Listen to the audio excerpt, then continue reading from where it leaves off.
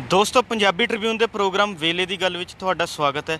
ਮੈਂ ਆਤਿਸ਼ ਗੁਪਤਾ ਤੁਹਾਡੇ ਸਾਹਮਣੇ ਹਾਜ਼ਰ ਹਾਂ ਤੇ ਅੱਜ ਅਸੀਂ ਗੱਲ ਕਰਾਂਗੇ ਲਵਾਰਸ ਪਸ਼ੂ, ਸੜਕ ਹਾਦਸੇ ਅਤੇ ਫਸਲਾਂ ਦੇ ਉਜਾੜੇ ਨੂੰ ਲੈ ਕੇ, ਜਿਸ ਲਈ ਸਾਡੇ ਨਾਲ ਵਿਸ਼ੇਸ਼ ਤੌਰ ਤੇ ਹਾਜ਼ਰ ਨੇ ਪੰਜਾਬੀ ਟ੍ਰਿਬਿਊਨ ਦੇ ਨਿਊਜ਼ ਕੋਆਰਡੀਨੇਟਰ ਸ਼੍ਰੀ ਹਮੀਰ ਸਿੰਘ ਜੀ। ਸਤਿ ਸ਼੍ਰੀ ਅਕਾਲ ਸਰ, ਤੁਹਾਡਾ ਬਹੁਤ ਬਹੁਤ ਸਵਾਗਤ ਹੈ। ਸਤਿ ਸ਼੍ਰੀ ਅਕਾਲ ਜੀ ਆਤਿਸ਼। ਹਮੀਰ ਸਿੰਘ ਜੀ, ਲਵਾਰਿਸ ਪਸ਼ੂਆਂ ਦਾ ਮੁੱਦਾ ਜਿਹੜਾ ਹੈਗਾ ਬਹੁਤ ਪੁਰਾਣੇ ਸਮੇਂ ਤੋਂ ਚੱਲਿਆ ਆ ਰਿਹਾ, ਜਿਸ ਨੂੰ ਲੈ ਕੇ ਕਿਸਾਨ ਜਥੇਬੰਦੀਆਂ ਵੱਲੋਂ ਸਮੇਂ-ਸਮੇਂ 'ਤੇ ਪ੍ਰਦਰਸ਼ਨ ਵੀ ਕੀਤੇ ਗਏ ਨੇ। ਕਈ ਵਾਰ ਅਜਿਹਾ ਵੀ ਹੋਇਆ ਕਿ ਉਸਨੇ ਇਹ ਲਵਾਰਿਸ ਪਸ਼ੂ ਜਿਹੜੇ ਹੈਗੇ ਵਿਧਾਇਕਾਂ, ਸੰਸਦ ਮੈਂਬਰਾਂ ਦੀ ਕੋਠੀਆਂ ਦੇ ਬਾਹਰ ਤੱਕ ਛੱਡੇ ਨੇ, ਪਰ ਇਹ ਜਿਹੜਾ ਮਸਲਾ ਕਦੀ ਹੱਲ ਨਹੀਂ ਹੋਇਆ। ਇਹ ਅਸਲ ਪੂਰਾ ਮਸਲਾ ਹੈ ਕੀ? ਇਹ ਸਾਡੇ ਦਰਸ਼ਕਾਂ ਨੂੰ ਵਿਸਤਾਰਪੂਰਵਕ ਦੱਸੋ। ਅਸਲ ਦੇ ਵਿੱਚ ਜਿਹੜਾ ਲਵਾਰਸ ਪਸ਼ੂਆਂ ਦਾ ਮੁੱਦਾ ਹੈ, ਇਹ ਕੇਵਲ ਕਿਸਾਨੀ ਦਾ ਵੀ ਨਹੀਂ। ਵੈਸੇ ਤਾਂ ਜਿਵੇਂ ਆਮ ਆਪਾਂ ਹੁੰਦਾ ਨਾ ਕਿ ਕਿਸੇ ਇੱਕ ਵਰਗ ਦੇ ਨਾਲ ਕੋਈ ਨੁਕਸਾਨ ਕਰ ਰਿਹਾ ਫਿਲਹਾਲ ਲੱਗਦਾ ਹੁੰਦਾ, ਪਰ ਇਹ ਪੂਰੇ ਸਮਾਜ ਦਾ ਮੁੱਦਾ ਹੈ। ਸਮਾਜ ਦਾ ਮੁੱਦਾ ਇਸੇ ਕਰਕੇ ਜਿੱਥੇ ਜਿੱਥੇ ਸਮਾਜ ਨੂੰ ਸਮਝ ਆਈ ਹੈ ਉੱਥੇ ਉੱਥੇ ਉਹਨਾਂ ਨੇ ਮਿਲ ਕੇ ਵੀ ਇਹਦੇ 'ਤੇ ਆਵਾਜ਼ ਉਠਾਈ ਹੈ। ਔਰ ਈਵਨ ਵਪਾਰ ਮੰਡਲਾਂ ਤੋਂ ਲੈ ਕੇ ਵੱਖ-ਵੱਖ, ਜਿਵੇਂ ਮਾਨਸਾ 'ਚ ਲਗਾਤਾਰ ਮਹੀਨਿਆਂ ਬੱਧੀ ਧਰਨਾ ਚੱਲਿਆ, ਫਰੀਦਕੋਟ ਚੱਲਿਆ, ਕੋਟਕਪੂਰੇ ਚੱਲਿਆ, ਅਲੱਗ-ਅਲੱਗ ਜਗ੍ਹਾ ਲੋਕਾਂ ਨੇ ਇਹਦੇ 'ਤੇ ਕੀਤਾ। ਔਰ ਇਹ ਇਕੱਲਾ ਪੰਜਾਬ ਦਾ ਵੀ ਨਹੀਂ ਹੈ, ਪੂਰੇ ਦੇਸ਼ ਦੇ ਵਿੱਚ ਹੀ ਇਹ ਮਾਹੌਲ ਹੈ। ਇਹ ਸਭ ਤੋਂ ਜ਼ਿਆਦਾ ਬਣਿਆ ਇਹ ਕਿ ਜਿਹੜੇ ਅਸਲ ਦੇ ਵਿੱਚ ਲਾਵਾਰਸ ਪਸ਼ੂ ਨੇ, ਜਦੋਂ ਉਹ ਸੜਕਾਂ 'ਤੇ ਆਉਂਦੇ ਨੇ, ਸੜਕਾਂ ਦੇ ਉੱਤੇ ਲਗਾਤਾਰ ਮਤਲਬ ਟ੍ਰੈਫਿਕ ਦੀ ਵੀ ਪ੍ਰੋਬਲਮ ਆਉਂਦੀ ਹੈ। 2016 ਤੋਂ ਲੈ ਕੇ 2019 ਤੱਕ ਜੇ ਕੇਵਲ ਇਹੀ ਡਾਟਾ, ਕਿਉਂਕਿ ਆ 3-4 ਮਹੀਨੇ ਲਾਕਡਾਊਨ ਵਿੱਚ ਦੀ 2 ਮਹੀਨੇ ਲਾਕਡਾਊਨ ਸੀ, ਉਦੋਂ ਐਂ ਲੋਕ ਕਹਿਣ ਲੱਗੇ ਕਿ ਘੱਟ ਐਕਸੀਡੈਂਟ ਹੋਏ ਨੇ। 370 ਬੰਦੇ ਰਿਪੋਰਟਡ ਨੇ ਥਾਣਿਆਂ 'ਚ ਜਿਨ੍ਹਾਂ ਦੀ ਮੌਤ ਹੋਈ ਕੇਵਲ ਉਹਨਾਂ 3 ਸਾਲਾਂ। ਇਹਦਾ ਮਤਲਬ ਹਰ ਤੀਜੇ ਦਿਨ ਇੱਕ ਬੰਦਾ ਲਵਾਰਸ ਪਸ਼ੂਆਂ ਦੇ ਕਾਰਨ ਹੋਏ ਐਕਸੀਡੈਂਟ ਨਾਲ ਮਰਦਾ। ਇਹੋ ਜਿਹਿਆਂ ਦੀ ਗਿਣਤੀ ਬਹੁਤ ਹੈ ਜਿਹੜੇ ਐਕਸੀਡੈਂਟ ਦਾ ਸ਼ਿਕਾਰ ਹੋ ਕੇ ਹਸਪਤਾਲਾਂ 'ਚ ਪਏ ਰਹਿੰਦੇ ਨੇ। ਉਹ ਨੋਟ ਵੀ ਨਹੀਂ ਹੁੰਦਾ ਵੀ ਉਹ ਉਹਦੇ ਨਾਲ ਮਰਿਆ, ਕੋਈ 4 ਦਿਨ ਬਾਅਦ ਮਰ ਗਿਆ, ਕੋਈ 10 ਦਿਨ ਬਾਅਦ, ਕੋਈ ਆਊਟ ਦੀ ਸਪੋਟ। ਹੁਣੇ ਪਿਛਲੇ ਦਿਨਾਂ ਦੇ ਵਿੱਚ ਹੀ ਅਜੇ 3 ਬੰਦੇ ਜਿਹੜੇ ਨੇ ਉਹ ਐਕਸੀਡੈਂਟ 'ਚ ਮਰੇ ਇਸ ਲਵਾਰਸ ਪਸ਼ੂਆਂ ਦੇ ਕਰਕੇ। ਇੱਕ ਲੈਕਚਰਰ ਸੀਗਾ ਤੇ ਇੱਕ ਉਹਦਾ ਛੋਟਾ ਭਾਈ ਸੀ ਤੇ ਇੱਕ ਹੋਰ ਬੰਦਾ ਸੀ, 2 ਸਕੇ ਭਾਈ ਸੀ ਤੇ ਇੱਕ ਉਹ ਸੀ। ਔਰ ਇਹ ਵੱਡਾ, ਇਹ ਜਾਨਾਂ ਜਾ ਰਹੀਆਂ ਨੇ ਇਸ ਪੱਧਰ ਦੇ ਉੱਤੇ, ਬਹੁਤ ਵੱਡੇ ਪੱਧਰ 'ਤੇ।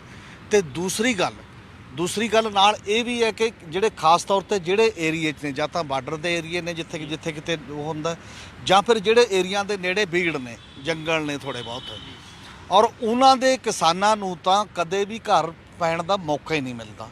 ਉਹਦਾ ਡਬਲ ਹੀ ਤਰੀਕੇ ਦਾ ਆ ਨਾਭੇ ਏਰੀਏ ਦਾ ਇਹ ਕੇਸ ਬੜਾ ਦੇਰ ਤੋਂ ਚੱਲ ਰਿਹਾ। ਉਹ ਕਹਿੰਦੇ ਨੇ 25 ਪਿੰਡਾਂ ਨੂੰ ਇੱਕ ਸੜਕ ਜਾਂਦੀ ਹੈ, ਬੀੜ ਦਸਾਂਝ ਹੈ, ਬੀੜ ਰੋਟੀ ਹੈ, ਉਹ 3 ਬੀੜ ਜਿਹੜੇ ਲਗਾਤਾਰ ਪੈ ਰਹੇ ਨੇ। ਉਹ ਇੰਨੇ ਅਵਾਰਾ ਪਸ਼ੂ ਖੜੇ ਰਹਿੰਦੇ ਨੇ। ਉਹ ਜਿਹੜੇ ਤਾਂ ਬੀੜ ਨੇ ਉੱਥੇ ਤਾਰ ਬਾਲਤੀ ਹੈ, ਕਿਉਂਕਿ ਪਸ਼ੂ ਉਹ ਕਹਿੰਦੇ ਨੇ ਜਿਹੜਾ ਵਾਈਲਡ ਲਾਈਫ ਹੈ ਕਿ ਇਹ ਜਿਹੜੇ ਲਵਾਰਸ ਪਸ਼ੂ ਨੇ ਇਹ ਜੰਗਲੀ ਜੀ ਉਹਦੇ 'ਚ ਨਹੀਂ ਰਹਿ ਸਕਦੇ, ਇਹਨਾਂ ਨੂੰ ਬਾਹਰ ਛੱਡੋ। ਅਤੇ ਜਦੋਂ ਉਹ ਲੋਕ ਉੱਥੇ ਛੱਡ ਜਾਂਦੇ ਨੇ ਜਿਨ੍ਹਾਂ ਵੀ ਕੋਈ ਇਹੋ ਜਿਹਾ ਚੀਜ਼ਾਂ, ਫਿਰ ਉਹ ਫਸਲਾਂ ਨੂੰ ਜਾਂਦੇ ਨੇ। ਖਾਣਾ ਤਾਂ ਉਹਨਾਂ ਨੇ ਕਿਤੇ ਹੈ ਹੀ ਹੈ ਨਾ, ਅਤੇ ਉਹ ਫਸਲਾਂ ਉਜਾੜਦੇ ਨੇ। ਲੋਕ ਵੀ ਕੀ ਕਰਦੇ ਨੇ ਫਿਰ, ਉਹ ਸਾਰਿਆਂ ਨੇ ਜਾਂ ਆਪ ਉਹ ਬਣਾਏ ਹੋਏ ਨੇ, ਜਿਵੇਂ ਛੱਪਰ ਜਾ ਪਾ ਕੇ ਉੱਪਰ ਉੱਚਾ ਕਰਕੇ ਅਤੇ ਰਾਤ ਨੂੰ ਆ ਕੇ ਉੱਥੇ ਸੌਂਦੇ ਨੇ। ਚਾਹੇ ਮਤਲਬ ਮੱਛਰ ਹੋਵੇ, ਮੱਖੀ ਹੋਵੇ, ਜੋ ਮਰਜ਼ੀ ਹੋਵੇ, ਚਾਹੇ ਠੰਡ ਹੋਵੇ, ਉਹਨਾਂ ਨੂੰ ਬਾਹਰ ਸੌਣਾ ਪੈ ਰਿਹਾ ਆ ਕੇ। ਕਈ ਏਰੀਆ ਦੇ ਵਿੱਚ ਇੱਧਰਲੇ ਜਿਹੜੇ ਬਾਰਡਰ ਏਰੀਏ, ਮਾਨਸਾ ਬਠਿੰਡੇ ਦੇ ਜਿਹੜੇ ਏਰੀਏ ਨੇ, ਇਹਨਾਂ ਏਰੀਆ ਦੇ ਵਿੱਚ ਤਾਂ ਲੋਕਾਂ ਨੂੰ ਬੰਦੇ ਆਉਂਦੇ ਨੇ ਰਾਜਸਥਾਨ ਤੋਂ ਘੋੜਿਆਂ ਵਾਲੇ ਵੀ, ਅਸੀਂ ਤੁਹਾਡੀ ਇੱਥੇ ਉਹ ਕਰਾਂਗੇ ਰਾਖੀ ਅਤੇ ਸਾਨੂੰ ਇੰਨੇ ਪੈਸੇ ਦਿਓ। ਢਾਲ ਕੇ ਪੈਸੇ ਦਿੰਦੇ ਨੇ, 500-500 ਰੁਪਏ ਘਰ, ਜਾਂ ਕਿੰਨੇ ਰੁਪਏ ਕਿੰਨੇ ਸਮੇਂ ਦੇ ਲਈ, ਪੱਕੀਆਂ ਫਸਲਾਂ ਜਦੋਂ ਹੁੰਦੀਆਂ ਨੇ। ਇਹ ਬਹੁਤ ਵੱਡਾ ਇਸ਼ੂ ਜਿਹੜਾ ਮੁੱਦਾ ਹੈ, ਇਹ ਸਭ ਤੋਂ ਜ਼ਿਆਦਾ ਅਸਲ ਦੇ ਵਿੱਚ ਜਿਹੜਾ ਸਾਹਮਣੇ ਆਇਆ, ਇਹ ਸਾਹਮਣੇ ਉਦੋਂ ਤੋਂ ਜ਼ਿਆਦਾ ਆਉਣ ਲੱਗ ਗਿਆ ਜਦੋਂ ਤੋਂ ਇੱਕ ਮਤਲਬ ਗਊ ਰੱਖਿਆ ਦੇ ਐਂਗਲ ਦੇ ਉੱਤੋਂ ਕਾਨੂੰਨ ਬਣਨੇ ਸ਼ੁਰੂ ਹੋਏ ਨੇ। ਉਹਨਾਂ 'ਚ ਸਖਤੀ ਇੰਨੀ ਹੋ ਗਈ, ਪਿਛਲੇ ਦਿਨਾਂ 'ਚ ਟਕਰਾ ਰਹੇ ਪੂਰੇ ਦੇਸ਼ ਦੇ ਵਿੱਚ, ਪੰਜਾਬ ਦੇ ਵਿੱਚ ਵੀ। ਔਰ ਸੋ ਕਾਲਡ ਤਥਾਕਥਿਤ ਇਹੋ ਜਿਹੇ ਬੰਦੇ ਪੈਦਾ ਹੋ ਗਏ ਜਿਹੜੇ ਬਹੁਤ, ਜਿਨ੍ਹਾਂ ਨੇ ਗੈਂਗ ਬਣਾ ਲਏ, ਔਰ ਜਿਹੜੇ ਕਹਿੰਦੇ ਅਸੀਂ ਗਊ ਰੱਖਿਅਕ ਹਾਂ। ਗਊ ਪਾਲਕਾਂ ਅਤੇ ਗਊ ਰੱਖਿਅਕਾਂ 'ਚ ਟਕਰਾਅ ਹੋ ਗਿਆ। ਉਹਨਾਂ ਨੇ ਪਾਲਿਆ ਕਦੇ ਨਹੀਂ, ਪਾਲਦਾ ਤਾਂ ਕਿਸਾਨ ਹੈ ਜਾਂ ਉਹ ਪਾਲਦਾ ਜਿਹੜੇ ਬੰਦੇ ਘੱਟੋ ਘੱਟ ਉਹਨਾਂ ਦੀ ਸੇਵਾ ਕਰਕੇ ਆਪਣੀ ਰੋਜੀ ਰੋਟੀ ਚਲਾਉਂਦੇ ਨੇ। ਇੱਕ ਤਾਂ ਇਹ ਕਾਰਨ, ਉਹਦੇ ਨਾਲ ਫਿਰ ਬਹੁਤ ਵੱਡੇ ਪੱਧਰ 'ਤੇ ਪੈਸੇ ਦਾ ਲੈਣ ਦੇਣ ਹੁੰਦਾ ਰਿਹਾ। ਵੀ ਜੇ ਕੋਈ ਵਪਾਰੀ ਵੀ ਲਿਆਂਦਾ ਸੀ ਲੈ ਕੇ ਕਿਤੇ ਖਰੀਦ ਕੇ, ਈਵਨ ਦੁੱਧ ਵਾਲੇ ਪਸ਼ੂ ਵੀ ਲਿਜਾਂਦਾ ਸੀ, ਤਾਂ ਰਸਤੇ 'ਚ ਘੇਰ ਲੈਂਦੇ ਸੀ। ਰਸਤੇ 'ਚ ਘੇਰਨ ਦੇ ਨਾਲ ਹੁੰਦਾ ਇਹ ਸੀਗਾ ਕਿ ਜਾਂ ਪੈਸੇ ਦਿਓ ਜਾਂ ਕੁੱਟਮਾਰ ਕਰਦੇ ਸੀ, ਕੁੱਟਮਾਰ ਕਰਕੇ ਬੰਦ ਕਰ ਦਿੰਦੇ ਸੀ, ਅਤੇ ਪਸ਼ੂ ਵੀ ਖੋਏ ਗਏ ਬਹੁਤ। ਬੜੇ ਦੇਰ ਬਾਅਦ ਫਿਰ ਪ੍ਰਧਾਨ ਮੰਤਰੀ ਬੋਲੇ, ਉਦੋਂ ਬਾਅਦ ਕਈ ਰਾਜਪੁਰੇ ਦਾ ਇੱਕ ਗੈਂਗ ਅੰਦਰ ਹੈ ਉਸ ਮਾਮਲੇ ਦੇ ਵਿੱਚ। ਇੱਕ ਤਾਂ ਇਹ ਬਹੁਤ ਵੱਡਾ ਕਾਰਨ ਹੈ ਕਿ ਬਾਹਰਲਾ ਵਪਾਰੀ ਜਿਹੜੇ ਇੱਥੋਂ ਦੁਧਾਰੂ ਪਸ਼ੂਆਂ ਨੂੰ ਲਿਜਾ ਰਿਹਾ ਸੀਗਾ ਉਹ ਬੰਦ ਹੋ ਗਿਆ ਡਰ ਕੇ ਕਿਸੇ ਨਾ ਕਿਸੇ ਰੂਪ ਦੇ ਵਿੱਚ। ਇਹ ਡਰ ਦਾ ਸਹਿਮ ਦਾ ਵਾਤਾਵਰਨ ਹੈ। ਦੂਜਾ ਟੈਕਨੋਲੋਜੀ ਦਾ ਵੀ ਇਹਦੇ 'ਚ ਇੱਕ ਹੱਦ ਤੱਕ ਰੋਲ ਹੈ, ਕਿਉਂਕਿ ਪਹਿਲਾਂ ਖੇਤੀ ਦੇ ਖੇਤਰ ਦੇ ਵਿੱਚ ਬਲਦਾਂ ਦੀ ਜਾਂ ਬੱਚਿਆਂ ਦੀ ਲੋੜ ਜ਼ਿਆਦਾ ਹੁੰਦੀ ਸੀ, ਤੇ ਹੁਣ ਖੇਤੀ ਦੇ ਖੇਤਰ 'ਚ ਜੂਝ ਤਾਂ ਹੈ ਨਹੀਂ ਉਸ ਪੱਧਰ ਦੇ ਉੱਤੇ, ਤਾਂ ਆਟੋਮੈਟਿਕਲੀ ਹੈ ਕਿ ਉਹ ਛੋਟਾ ਜਾਂ ਉਸ ਲੈਵਲ ਤੇ ਵੇਚਣ ਦਾ ਜਿਹੜਾ ਸਵਾਲ ਆਉਂਦਾ। ਤੇ ਇਸ ਕਰਕੇ ਪੰਜਾਬ ਦੀਆਂ ਸੜਕਾਂ ਤੇ ਈਵਨ ਗਊ ਸੇਵਾ ਕਮਿਸ਼ਨ ਦਾ ਇਹ ਕਹਿਣਾ ਹੈ ਕਿ 1,70,000 ਲਾਵਾਰਸ ਪਸ਼ੂ ਇਸ ਟਾਈਮ ਸੜਕਾਂ ਤੇ ਹੈ। ਹਰ ਸਾਲ ਜਿਹੜਾ ਨਵਾਂ ਆਉਂਦਾ ਉਹ ਅਲੱਗ ਹੈ। 324 ਦੇ ਕਰੀਬ ਗਊਸ਼ਾਲਾਵਾਂ ਪਹਿਲਾਂ ਹੀ ਬਣੀਆਂ ਹੋਈਆਂ ਨੇ ਜਿਹੜੀਆਂ ਰਜਿਸਟਰਡ ਨੇ ਇਹਨਾਂ ਦੇ ਕੋਲੇ, ਔਰ ਉਹ 324 ਦੇ ਕਰੀਬ ਉਹਨਾਂ 'ਚ 3 ਲੱਖ ਤੋਂ ਵੱਧ ਮਤਲਬ ਗਊ ਉੱਥੇ ਹੈ। ਇਹਦੇ ਬਾਵਜੂਦ ਕਿਉਂਕਿ ਇਹ ਕੰਮ ਐ ਨਿਬੜਨ ਵਾਲਾ ਨਹੀਂ ਗਊਸ਼ਾਲਾਵਾਂ ਮੁਤਾਬਕ, ਉਹਦਾ ਕਾਰਨ ਇਹ ਹੈ ਕਿ ਹਰ ਸਾਲ ਆਉਂਦੀਆਂ ਨੇ, ਹਰ ਸਾਲ ਸੜਕ ਤੇ ਨਵੇਂ ਜਿਹੜੇ ਲਾਵਾਰਸ ਪਸ਼ੂ ਆਉਣਗੇ। ਹਰ ਸਾਲ ਕਿੰਨਾ ਕੁ ਸਪੇਸ ਤੁਸੀਂ ਕ੍ਰੀਏਟ ਕਰਦੇ ਹੋ, ਕਿੰਨੀ ਸਾਂਭ ਤੁਸੀਂ ਕਰ ਰਹੋਗੇ। ਨਾਲੇ ਅੱਜ ਕੱਲ੍ਹ ਦੁਨੀਆ ਦੇ ਵਿੱਚ ਜਦੋਂ ਰਿਸ਼ਤੇ ਤਿੜਕ ਰਹੇ ਨੇ, ਜਦੋਂ ਬਜ਼ੁਰਗਾਂ ਲਈ ਓਲਡ ਏਜ ਹੋਮ ਬਣਾਏ ਜਾ ਰਹੇ ਨੇ, ਬਜ਼ੁਰਗਾਂ ਨੂੰ ਘਰ ਰੱਖਣ ਲਈ ਤਿਆਰ ਨਹੀਂ, ਅਸੀਂ ਫੋਕਸ ਕਰ ਰਹੇ ਹਾਂ ਵੀ ਤੁਸੀਂ ਜਿਹੜਾ ਕੰਮ ਨਹੀਂ ਦਿੰਦਾ ਉਹਨੂੰ ਵੀ ਉੱਥੇ ਰੱਖੋ। ਇਹ ਖੁਸ਼ਫਹਿਮੀ ਤਾਂ ਹੋ ਸਕਦੀ ਹੈ ਜਾਂ ਤੱਕ ਜ਼ਬਰਦਸਤੀ ਤਾਂ ਕੋਈ ਗੱਲ ਕੀਤੀ ਜਾ ਸਕਦੀ ਹੈ, ਪਰ ਅਸਲ ਦੇ ਵਿੱਚ ਇਹ ਹਕੀਕਤ ਨਹੀਂ ਹੈ। ਹਕੀਕਤ ਦੇ ਵਿੱਚ ਇੱਕ ਪਾਲਿਸੀ ਲੈਵਲ ਦਾ ਕੋਈ ਫਰੇਮਵਰਕ ਬਣਨ ਦੀ ਗੱਲ ਹੈ, ਉਹਦਾ ਕੋਈ ਨਾ ਕੋਈ ਇਲਾਜ, ਕੋਈ ਸਿਸਟਮ ਇਹੋ ਜਿਹਾ ਕਰਨ ਦੀ ਗੱਲ ਹੈ ਤਾਂ ਕਿ ਉਹ ਸਮੱਸਿਆ ਉਸ ਰੂਪ ਦੇ ਵਿੱਚ ਨਾ ਆਵੇ। ਹਮੀਰ ਸਿੰਘ ਜੀ, ਪੰਜਾਬ ਸਰਕਾਰ ਨੇ ਜਿਵੇਂ ਗਊ ਸੇਵਾ ਕਮਿਸ਼ਨ ਵੀ ਬਣਾਇਆ ਵੀ ਕਿ ਉਸ ਦੇ ਬਾਵਜੂਦ ਜਿਹੜਾ ਹੈ ਲਵਾਰਿਸ ਪਸ਼ੂਆਂ ਦੀ ਇਹ ਸਮੱਸਿਆ ਜਿਹੜੀ ਹੈਗੀ ਆ ਉਹ ਹੱਲ ਨਹੀਂ ਹੋ ਸਕੀ, ਇਹਨੂੰ ਤੁਸੀਂ ਕਿਸ ਨਜ਼ਰੀਏ ਨਾਲ ਦੇਖਦੇ ਹੋ? ਪੰਜਾਬ ਸਰਕਾਰ ਨੇ ਬਣਾਇਆ, ਅਕਾਲੀ ਬੀਜੇਪੀ ਗਵਰਨਮੈਂਟ ਦੇ ਸਮੇਂ ਇੱਕ ਪਾਲਿਸੀ ਬਣਾਇਆ ਸੀਗਾ। ਉਹਨਾਂ ਨੇ ਕੀ ਕੀਤਾ ਕਿ ਸਗੋਂ ਪੰਚਾਇਤਾਂ ਤੋਂ 22 ਦੇ 22 ਜ਼ਿਲ੍ਹਿਆਂ 'ਚ 25-25 30-30 ਏਕੜ ਜ਼ਮੀਨ ਲਈ ਸ਼ਾਮਲਾਟ ਲੀਜ਼ ਤੇ ਉਸ ਪੱਧਰ ਦੇ ਉੱਤੇ, ਔਰ ਕਈ ਪਿੰਡਾਂ ਨੇ ਉਹਨਾਂ ਦਾ ਵਿਰੋਧ ਵੀ ਕੀਤਾ, ਕਈਆਂ ਤੋਂ ਜ਼ਬਰਦਸਤੀ ਵੀ ਲਈ। ਅੰਮ੍ਰਿਤਸਰ ਤੇ ਫਿਰੋਜ਼ਪੁਰ ਦੇ ਵਿੱਚ ਅਜੇ ਵੀ ਮੁਕੱਦਮੇਬਾਜ਼ੀ ਚੱਲ ਰਹੀ ਹੈ, 2 ਜ਼ਿਲ੍ਹਿਆਂ 'ਚ ਨਹੀਂ ਅਜੇ ਐਕਵਾਇਰ ਹੋਈ। ਪਰ ਉਹਨਾਂ ਨੇ ਕਿਹਾ ਜੀ ਅਸੀਂ 2-2 ਹਜ਼ਾਰ ਪਸ਼ੂ ਦਾ ਇਹ 25 ਏਕੜ ਦੇ ਵਿੱਚ ਉਹਨਾਂ ਦੇ ਹਰੇ ਚਾਰੇ ਦਾ ਵੀ ਪ੍ਰਬੰਧ ਕਰਾਂਗੇ ਤੇ ਰੱਖਾਂਗੇ ਵੀ, ਸਾਰਾ ਸਾਡੀ ਜ਼ਿੰਮੇਵਾਰੀ ਹੋਏਗੀ। ਡਿਪਟੀ ਕਮਿਸ਼ਨਰਾਂ ਦੀ ਅਗਵਾਈ ਦੇ ਵਿੱਚ ਗਊ ਉਹ ਇੱਕ ਕਮੇਟੀ ਬਣਾਤੀ ਕਿ ਤੁਹਾਡੀ ਜ਼ਿੰਮੇਵਾਰੀ ਹੈ। ਡਿਪਟੀ ਕਮਿਸ਼ਨਰਾਂ ਨੂੰ ਤਾਂ ਪਹਿਲਾਂ ਹੀ ਹੋਰਾਂ ਗੱਲਾਂ ਤੋਂ ਬੇਲ ਨਹੀਂ, ਉਹ ਕਾਹਦੇ ਨਾਲ ਕਿੱਥੇ ਕਿੱਥੇ ਕੀ ਕਰ ਗਊ ਉਹਦੀ ਜਾਂ ਉਹਦੀ ਤਰਜੀਹ ਕਿਵੇਂ ਹੋ ਸਕਦੀ ਹੈ ਕਿਸੇ ਵੀ ਮਾਮਲੇ ਦੀ। ਇਹ ਇੱਕ ਹੋਰ ਟਾਈਪ ਦੇ ਅਣਖਿੱਚ ਟਾਈਪ ਦੇ ਕੰਮ ਹੁੰਦੇ ਨੇ। ਕੋਈ ਨੋਡਲ ਏਜੰਸੀ ਨਹੀਂ ਬਣਾਈ, ਜ਼ਿਲ੍ਹਿਆਂ ਦੇ ਵਿੱਚ ਇਕੱਲਾ ਇਹ ਕਰਤਾ। ਫਿਰ ਉਹ ਲਗਭਗ ਰੋਜ਼ਾਨਾ ਦੇ ਜਿਹੜੇ ਹਰੇ ਚਾਰੇ ਤੋਂ ਲੈ ਕੇ ਮੁਲਾਜ਼ਮ ਰੱਖਣੇ, ਬਾਕੀ ਦੀਆਂ ਗੱਲਾਂ ਕਰਨੀਆਂ, ਉਹ ਚੀਜ਼ਾਂ ਲਈ ਪੈਸਾ ਕਿੱਥੋਂ ਆਏਗਾ?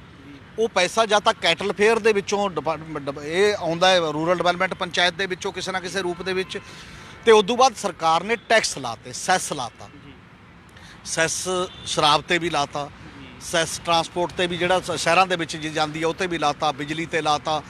ਪਰ ਉਹਦੇ ਚੋਂ ਉਹ ਸੈਸ ਦਾ ਪੈਸਾ ਕਿਤੇ ਨਹੀਂ, ਜਿਹੜਾ 45 ਕਰੋੜ ਰੁਪਇਆ ਆਉਂਦਾ ਸ਼ਰਾਬ ਤੋਂ ਇਸ ਵਾਸਤੇ, ਇੱਕ ਵੀ ਨਵਾਂ ਪੈਸਾ ਜਾਰੀ ਕਦੇ ਨਹੀਂ ਹੋਇਆ, ਕਿਉਂਕਿ ਸਰਕਾਰ ਖਜ਼ਾਨੇ 'ਚ ਜਾਂਦਾ ਉਹ, ਤੇ ਖਜ਼ਾਨੇ 'ਚ ਜਾਂਦਾ, ਖਜ਼ਾਨੇ 'ਚ ਹੀ ਰਹਿ ਜਾਂਦਾ। ਤੇ ਹੁਣ ਇਹ ਜੇ ਉੱਥੇ ਗਊਆਂ ਨੂੰ ਜਾਂ ਕਿਸੇ ਵੀ ਹੋਰ ਅਵਾਰਾ ਪਸ਼ੂ ਨੂੰ ਤੁਸੀਂ ਰੱਖੋਗੇ ਤੇ ਉਹਨੇ ਖਾਣਾ ਤਾਂ ਰੋਜ਼ ਮੰਗਣਾ ਨਾ, ਪਾਣੀ ਰੋਜ਼ ਮੰਗਣਾ। ਤੁਸੀਂ ਇਹ ਤਾਂ ਹੈ ਨਹੀਂ ਵੀ 3 ਮਹੀਨੇ ਅਸੀਂ ਨਹੀਂ ਦਿੰਦੇ ਤੇ 3 ਮਹੀਨੇ ਬਾਅਦ ਇਸ ਲੈਵਲ ਦੀਆਂ ਉਹ ਤੁਹਾਨੂੰ ਤੁਸੀਂ ਦੇਖ ਲਿਓ। ਇਹ ਬਹੁਤ ਵੱਡਾ ਸਵਾਲ ਹੈ। ਇਹ ਟੈਂਪਰੇਰੀ ਕੰਮ ਨਹੀਂ ਹੋ ਸਕਦੇ। ਅਜੇ ਤੱਕ 20 ਜਿਹੜੀਆਂ ਇਹਨਾਂ ਨੇ 25-25 ਏਕੜ ਜ਼ਮੀਨ ਰੁੱਧਤੀ, ਪੰਚਾਇਤਾਂ ਦੀ ਆਮਦਨ ਚਲੀ ਗਈ। ਇਹਨਾਂ ਦੇ 11,000 ਲਵਾਰਸ ਪਸ਼ੂ ਹੀ ਕੇਵਲ 22 ਦੇ ਵਿੱਚ 20 'ਚ ਰਹਿ ਰਿਹਾ, ਜਦ ਕਿ 40,000 ਦੀ ਉਹਦੀ ਕਪੈਸਿਟੀ ਇਹਨਾਂ ਨੇ ਕਿਹਾ ਸੀ ਹੋਣੀ ਚਾਹੀਦੀ ਸੀ ਉਦੋਂ ਤੋਂ ਲੈ ਕੇ। ਇਹਦਾ ਕੋਈ ਰਿਵਿਊ ਨਹੀਂ ਹੈ ਕਿ ਕਿਉਂ ਨਹੀਂ ਇਹ ਕਰਦੇ। ਔਰ ਕਿਸਾਨ ਜਾਂਦੇ ਨੇ ਉਹਨਾਂ ਦੇ ਵਿੱਚ ਟਰਾਲੀਆਂ ਭਰ ਕੇ ਛੱਡਣ ਜਾਂਦੇ ਨੇ। ਸੰਗਰੂਰ 'ਚ ਕਿੰਨੇ ਵਾਰ ਟਕਰਾਅ ਹੋਇਆ, ਉਹ ਅੰਦਰੋਂ ਪੁਲਿਸ ਖੜਾ ਦਿੰਦੇ ਨੇ ਕਿ ਤੁਸੀਂ ਇਹਦੇ ਅੰਦਰ ਨਹੀਂ ਕਰ ਸਕਦੇ। ਉਹ ਕਹਿ ਰਹੇ ਨੇ ਅਸੀਂ ਲੈ ਕੇ ਆਏ ਹਾਂ, ਅਸੀਂ ਅੰਦਰ ਭੇਜਾਂਗੇ, ਤੇ ਤੁਹਾਡੇ ਉਹ ਦੋਨਾਂ ਦਾ ਟਕਰਾਅ ਉਸ ਪੱਧਰ ਦੇ ਉੱਤੇ ਆਉਂਦਾ। ਇਹਦੇ ਤੋਂ ਫਿਰ ਕਿਸਾਨਾਂ ਨੇ ਕਈ ਵਾਰ ਇਹ ਕੀਤਾ, ਡਿਪਟੀ ਕਮਿਸ਼ਨਰਾਂ ਦੇ ਦਫ਼ਤਰਾਂ ਦੇ ਮੂਹਰੇ 700 ਡੰਗਰ ਟਰਾਲੀਆਂ ਭਰ ਕੇ ਛੱਡਿਆ। ਕਦੇ ਉਹ ਗਊਸ਼ਾਲਾਂ ਦੇ ਸਾਹਮਣੇ ਟਰਾਲੀਆਂ ਭਰ ਕੇ ਵਗ ਜਾਂਦੇ ਨੇ। ਨਾਭੇ ਦੇ ਐਸਡੀਐਮ ਨੇ 2 ਮਾਰਚ ਤੋਂ ਲੈ ਕੇ ਆਰਡਰ ਕੀਤਾ ਹੋਇਆ ਇਸੇ ਸਾਲ ਦਾ ਕਿ ਵਜੀਦਪੁਰ ਦੀ ਇੱਕ ਗਊਸ਼ਾਲਾ ਤੇ ਉਹਦੇ 'ਚ ਤੁਸੀਂ ਕਿਉਂ ਨਹੀਂ ਅੰਦਰ ਲੈ ਕੇ ਜਾ, ਕੇਵਲ 15 ਬਾੜੀਆਂ ਨੇ ਤੇ ਹਜ਼ਾਰਾਂ ਬਾਹਰ ਫਿਰਦੀ ਹੈ। ਤੇ ਉਹ ਕਹਿ ਰਹੇ ਨੇ ਕਿ ਸਾਡੇ ਕੋਲ ਪੈਸੇ ਨਹੀਂ ਹੈ, ਸਾਡੇ ਕੋਲ ਜਗ੍ਹਾ ਨਹੀਂ ਹੈ। ਪਰ ਇਹਦਾ ਕੋਈ ਸਿਸਟਮ ਤਾਂ ਬਣਾਉਣਾ ਪਏਗਾ ਨਾ ਉਸ ਪੱਧਰ ਦੇ ਉੱਤੇ। ਜਿਵੇਂ ਯੂਪੀ ਦੇ ਵਿੱਚ ਇਹਨਾਂ ਦਿਨਾਂ ਦੇ ਵਿੱਚ ਰੌਲਾ ਪੈ ਰਿਹਾ ਬੜਾ ਵੱਡਾ, ਇੱਕ ਡਿਮਾਂਡ ਹੋ ਰਹੀ ਹੈ, ਔਰ ਉਹ ਮੰਗ ਮੈਨੂੰ ਲੱਗਦਾ ਵਾਜਬ ਮੰਗ ਵੀ ਹੈ। ਉਹ ਮੰਗ ਇਹ ਹੈ ਕਿ ਜਿੰਨਾ ਇਹ ਲਵਾਰਸ ਪਸ਼ੂ ਕਿਸਾਨਾਂ ਦੀ, ਜਿਹੜੇ ਵੀ ਕਿਸਾਨ ਦੀ ਫਸਲ ਦਾ ਜਿੰਨਾ ਨੁਕਸਾਨ ਕਰਦੇ ਨੇ, ਉਹਦਾ ਪੂਰਾ ਮੁਆਵਜ਼ਾ ਦੇਣ ਦੀ ਜ਼ਿੰਮੇਵਾਰੀ ਸਰਕਾਰ ਨੂੰ ਕਾਨੂੰਨੀ ਤੌਰ ਤੇ ਲੈਣੀ ਚਾਹੀਦੀ ਹੈ। ਜੇ ਤੁਸੀਂ ਪ੍ਰਬੰਧ ਨਹੀਂ ਕਰ ਸਕਦੇ, ਤੁਹਾਨੂੰ ਲੋਕਾਂ ਨੇ ਵੋਟਾਂ ਵੀ ਪਾਈਆਂ, ਤੁਸੀਂ ਪ੍ਰਸ਼ਾਸਨ ਹੋ ਤੇ ਪ੍ਰਬੰਧ ਨਹੀਂ ਕਰ ਸਕਦੇ ਤਾਂ ਕੰਪਨਸੇਸ਼ਨ ਦਿਓ, ਤਾਂ ਮੁਆਵਜ਼ਾ ਦਿਓ। ਜੇ ਮੁਆਵਜ਼ਾ ਨਹੀਂ ਦੇ ਰਹੇ ਤੇ ਬਾਕੀ ਵੀ ਦੀਆਂ ਚੀਜ਼ਾਂ ਨਹੀਂ ਕਰ ਰਹੇ ਤਾਂ ਇਹ ਮਤਲਬ ਉਹਦੇ ਨਾਲ ਬੜਾ ਵੱਡਾ ਫਰਾਡ ਹੈ, ਕਿਸਾਨਾਂ ਦੇ ਨਾਲ ਧੱਕਾ ਹੈ। ਕਿਸਾਨਾਂ ਨਾਲ ਨਹੀਂ, ਜਿਨ੍ਹਾਂ ਦੇ ਬੱਚੇ ਚਲੇ ਜਾਂਦੇ ਨੇ। ਪਿਛਲੇ ਇੱਕ ਹੋਰ ਬੜਾ ਵੱਡਾ ਇਸ਼ੂ ਸਾਡੇ ਸਾਹਮਣੇ ਹੈ, ਉਹ ਹੈ ਜਦੋਂ ਮਾਨਸਾ ਦਾ ਧਰਨਾ ਚੱਲਦਾ ਸੀ ਬੜੇ ਮਾਮਲੇ ਦੇ ਵਿੱਚ, ਔਰ ਜਿਹੜੀਆਂ ਗਊਸ਼ਾਲਾ ਵੀ ਬਣੀਆਂ ਹੋਈਆਂ ਨੇ, ਇਹਦੇ ਤੇ ਡਿਬੇਟ ਹੈ ਕਿ ਅਸਲ ਦੇ ਵਿੱਚ ਗਊ ਮਾਤਾ ਕਿਹੜੀ ਹੈ। ਪੰਜਾਬ ਦਾ ਮਿਨਿਸਟਰ ਜਿਹੜੇ ਪੇਂਡੂ ਵਿਕਾਸ ਦੇ ਹੈਗੇ ਨੇ, ਤ੍ਰਿਪਤ ਰਜਿੰਦਰ ਸਿੰਘ ਬਾਜਵਾ, ਇਹਨਾਂ ਨੇ ਪਿਛਲੇ ਸਾਲ ਜੁਲਾਈ ਨੂੰ ਕੇਂਦਰ ਸਰਕਾਰ ਨੂੰ ਇੱਕ ਚਿੱਠੀ ਲਿਖੀ। ਉਹ ਕਹਿੰਦੇ ਵੀ ਗਊ ਮਾਤਾ ਕਿਹੜੀ ਹੈ ਉਹਦੀ ਡੈਫੀਨੇਸ਼ਨ ਸਾਨੂੰ ਕਲੀਅਰ ਕਰਕੇ ਦੱਸੀ ਜਾਏ ਕਾਨੂੰਨ ਦੇ ਮੁਤਾਬਕ, ਕਿਉਂਕਿ ਹਿੰਦੂ ਭਾਈਚਾਰੇ ਦੇ ਕਾਫੀ ਲੋਕ ਇਹ ਕਹਿੰਦੇ ਨੇ ਕਿ ਜਿਹੜੀ ਹਾਈਬ੍ਰਿਡ ਗਊ ਹੈ, ਜਿਹੜੀ ਬਲੈਤੀ ਬਣ ਜਾਂਦੀ ਹੈ, ਉਹ ਨਹੀਂ, ਅਸੀਂ ਦੇਸੀ ਗਊ ਦੀ ਗੱਲ ਕਰਦੇ ਹਾਂ। ਦੇਸੀ ਗਊ ਦੀ ਤਾਂ ਇਹ ਸਮੱਸਿਆ ਨਹੀਂ ਹੈ, ਹੁਣ ਦੇਸੀ ਹੈ ਹੀ ਘੱਟ ਨੇ। ਇਹ ਸਮੱਸਿਆ ਤਾਂ ਅਸਲ ਦੇ ਵਿੱਚ ਹਾਈਬ੍ਰਿਡ ਦੀ ਜ਼ਿਆਦਾ ਹੈ, ਕਿਉਂਕਿ ਉਸ ਪੱਧਰ ਦੇ ਉੱਤੇ ਸਾਡੇ ਸਾਹਮਣੇ ਆਉਂਦੀ ਹੈ। ਫਿਰ ਜੇ ਉਹ ਹਾਈਬ੍ਰਿਡ ਨੂੰ ਗਊਸ਼ਾਲਾ 'ਚ ਨਹੀਂ ਜਾਣ ਦੀ ਇਜਾਜ਼ਤ, ਬਾਕੀ ਨਹੀਂ, ਫਿਰ ਉਹਦਾ ਇਲਾਜ ਕੀ ਹੈ? ਫਿਰ ਉਹਦਾ ਇਲਾਜ ਖਰੀਦ ਤੇ ਵੇਚ ਹੈ, ਤੇ ਜਾਂ ਫਿਰ ਖਰੀਦ ਤੇ ਵੇਚ ਅਲਾਓ ਕਰੋ। ਤੁਸੀਂ ਕੋਈ ਫੈਸਲਾ ਤਾਂ ਤੁਹਾਨੂੰ ਕਰਨਾ ਪਏਗਾ ਨਾ। ਤੁਸੀਂ ਫੈਸਲਾ ਐ ਨਹੀਂ ਕਰ ਸਕਦੇ ਕਿ ਜਿਵੇਂ ਹੁਣ ਇਹਦੇ ਨਾਲ ਇੱਕ ਹੋਰ ਇਹਦਾ ਇਲਾਜ ਕੀ ਕੱਢਿਆ ਜਾ ਰਿਹਾ ਹੈ, ਇਲਾਜ ਇਹਦੋਂ ਉਲਟ ਕੱਢਿਆ ਜਾ ਰਿਹਾ ਹੈ। ਹੁਣ ਕਹਿੰਦੇ ਜੀ ਕਿਸੇ ਦੇਸ਼ ਨੇ ਇਹ ਸੀਮਨ ਤਿਆਰ ਕੀਤਾ ਹੈ ਜਿਹਦੇ ਚੋਂ ਇਕੱਲੇ ਫੀਮੇਲ ਮੈਂਬਰ ਹੀ ਪੈਦਾ ਹੋਇਆ ਕਰਨਗੇ, ਮਤਲਬ ਵੀ ਉਹ ਬੱਚੀ ਉਹ ਦਿਆ ਕਰੇਗੀ ਗਊ ਤੇ ਬੱਚਾ ਦੇਵੇਗੀ। ਉਹਦੇ ਨਾਲ ਕੀ ਹੋ ਰਿਹਾ ਹੈ? ਤੇ ਉਹ ਟੀਕੇ ਤੇ ਟੀਕੇ, ਇਹ ਚੀਜ਼ਾਂ ਸਾਨੂੰ ਪਤਾ ਕਿ ਗੈਰ ਕੁਦਰਤੀ ਨੇ। ਵੈਸੇ ਤਾਂ ਸਾਡਾ ਦੇਸ਼ ਇਸ ਪਾਸੇ ਵੱਲ ਚੱਲਿਆ ਹੋਇਆ ਜੀ, ਕਹਿੰਦਾ ਜੀ ਅਸੀਂ ਬੜੇ ਕੁਦਰਤ ਦੇ ਨਾਲ ਮਿਲ ਕੇ ਚੱਲਣਾ ਹੈ।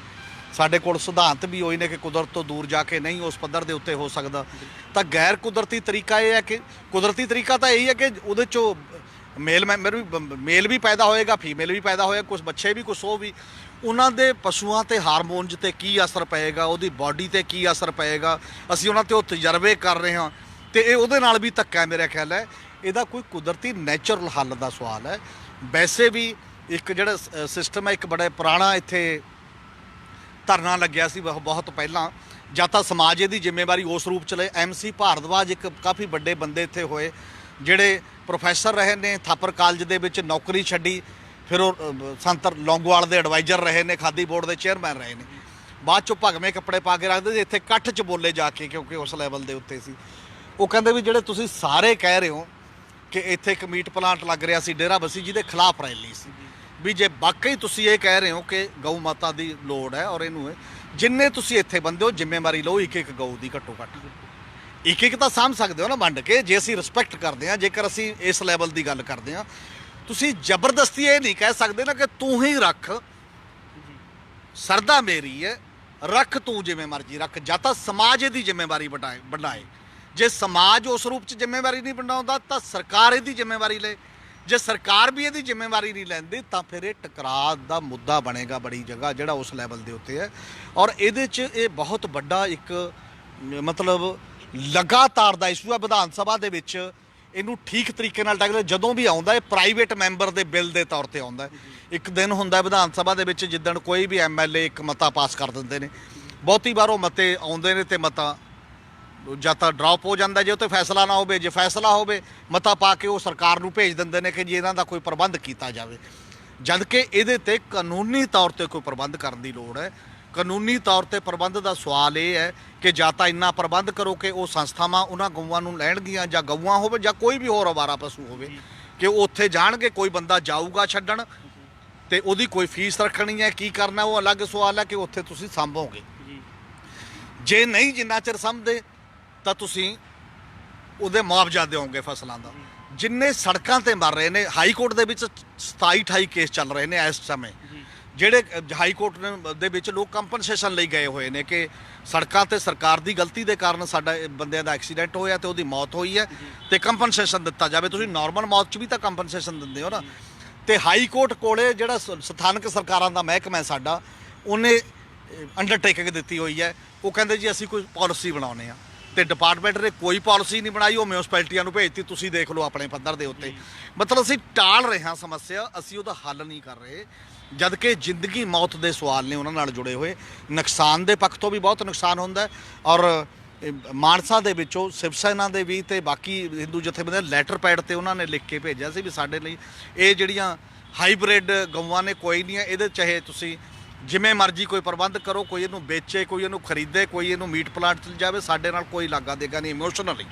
ਜੇ ਇਹ ਗੱਲ ਠੀਕ ਹੈ ਤਾਂ ਫਿਰ ਉਸ ਤਰੀਕੇ ਦੇ ਕੰਮ ਨੂੰ ਅੱਗੇ ਵਧਣਾ ਚਾਹੀਦਾ, ਤਾਂ ਤੁਸੀਂ ਉਹ ਕਿਉਂ ਨਹੀਂ ਕਰਦੇ? ਹਮੀਰ ਸਿੰਘ ਜੀ, ਇੱਕ ਸਵਾਲ ਇਹ ਵੀ ਆਂਦਾ ਹੈ, ਜਿਵੇਂ ਹਿੰਦੂ ਜਥੇਬੰਦੀਆਂ ਨੇ ਇਹ ਗੱਲ ਕਹਿਤੀ ਵੀ ਕਿ ਇਹ ਹਾਈਬ੍ਰਿਡ ਗਊਆਂ ਗਊ ਮਾਤਾ ਦੀ ਕੈਟਾਗਰੀ 'ਚ ਨਹੀਂ ਆਉਂਦੀਆਂ, ਅਸੀਂ ਇਹਨੂੰ ਨਹੀਂ ਮੰਨਦੇ। ਗੱਲ ਇਹ ਗਊ ਮਾਤਾ ਦੀ ਨਹੀਂ ਹੈ, ਗੱਲ ਇਹ ਹੈਗੀ ਲਵਾਰਸ ਪਸ਼ੂਆਂ ਦੀ, ਜਿਹਦੇ ਨਾਲ ਨਿੱਤ ਜਿਹੜੇ ਹੈਗੇ ਸੜਕ ਹਾਦਸੇ ਵੱਧ ਰਹੇ ਨੇ, ਫਸਲਾਂ ਦੇ ਉਜਾੜੇ ਹੋ ਰਹੇ ਨੇ। ਤੁਹਾਡੇ ਨਜ਼ਰੀਏ ਨਾਲ ਇਹਦਾ ਹੱਲ ਕੀ ਹੋ ਸਕਦਾ?